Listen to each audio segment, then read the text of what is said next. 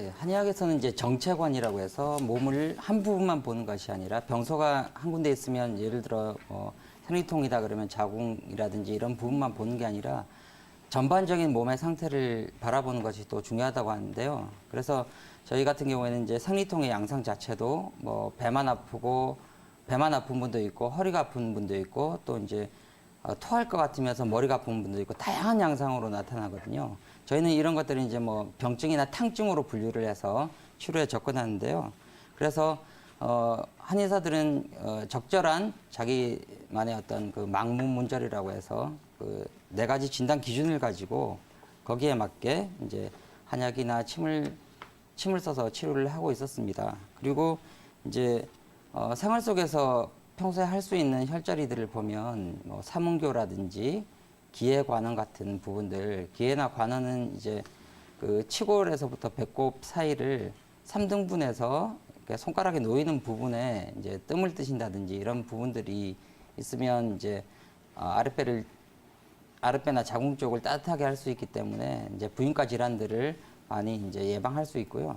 삼은교 같은 경우에는 이제 뭐 이 실험적으로도 이제 자궁 수축이라든지 이런 부분에 관여하는 좋은 혈자리로 알려져 있습니다. 그래서 한의학적으로 치료에 접근할 때는 내 몸에 맞는 그러니까 똑같은 기준을 가지고 하는 것이 아니라 이 사람 개개인 한 사람 한 사람이 치료에 이제 정체적으로 바라보는 관점으로 접근하기 때문에 더 효율적으로 치료를 할 수 있지 않은가 생각이 됩니다.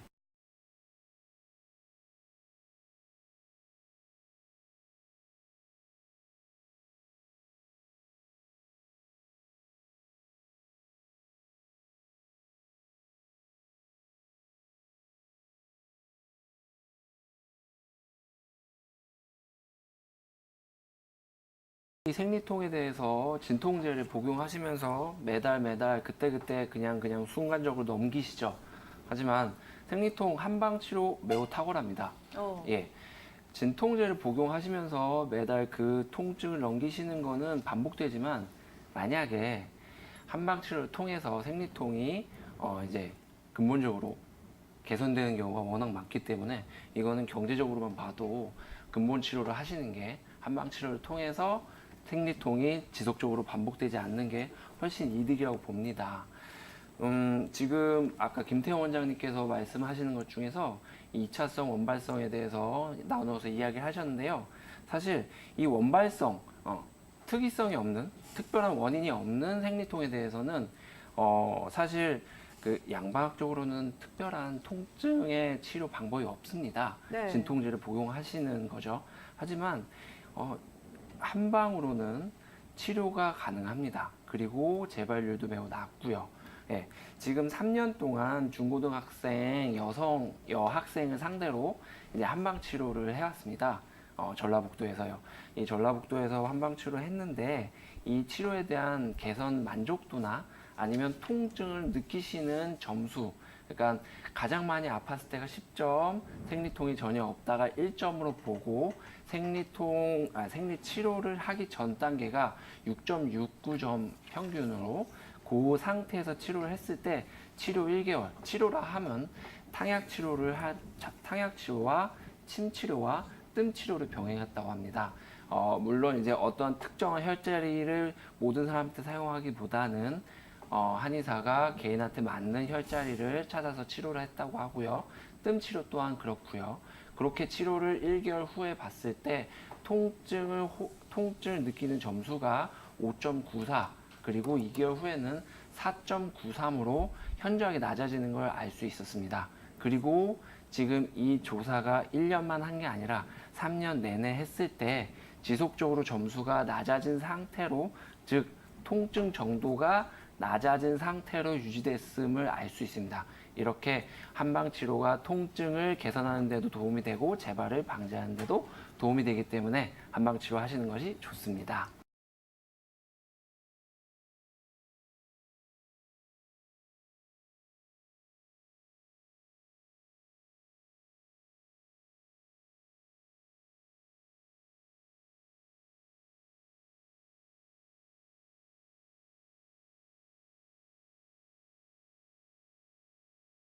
네, 많이 있죠. 일단은 이 습관을 알아보기 위해서는 왜 생리통이 심해졌는지부터 먼저 좀 알아봐야 되는데요. 네. 대부분 이 생리통 증상은 이제 자궁 쪽 순환이 안 돼서 어혈이 생겨서 나타난다라고 이제 한의학에서 많이 얘기를 하게 됩니다.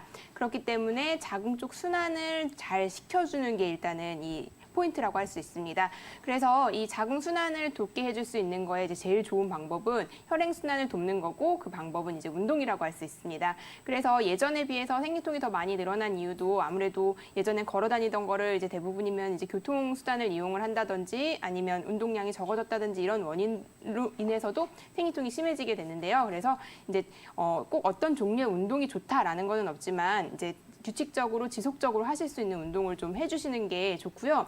그리고 이제 두 번째로는 이제 몸을 차지 않게 유지를 해줘야 됩니다. 이 혈행 순환이 안 되는데 이제 제일 나쁜 거는 몸이 이제 수축이 되는 건데 그 수축되는 게 이제 대표적인 게 몸이 추울 때거든요. 그렇기 때문에 몸을 따뜻하게 해주시는 게 또 도움을 받으실 수가 있어요. 그래서 아까 운동 말씀을 드렸는데 이제 수영 같이 좀 몸 자체를 좀 차게 할 수 있는 운동은 좀 피해 주시는 게 좋고 그다음 꼭 한의원에 내원하셔서 뜸 치료를 받는 게 제일 좋기는 한데 그게 어렵다라고 하시면 이제 쪽 아랫배를 좀 따뜻하게 해줄 수 있는 습관을 가지시는 게 좋습니다. 뭐 간단하게 나와 있는 시중에 핫팩들도 많이 있기 때문에 그런 걸로 늘 아랫배를 좀 덮여주시는 것도 좋고 꽉 끼는 옷이라든지 아니면은 좀 많이 얇은 옷을 입어주시는 것도 좀 피하시는 게 좋습니다.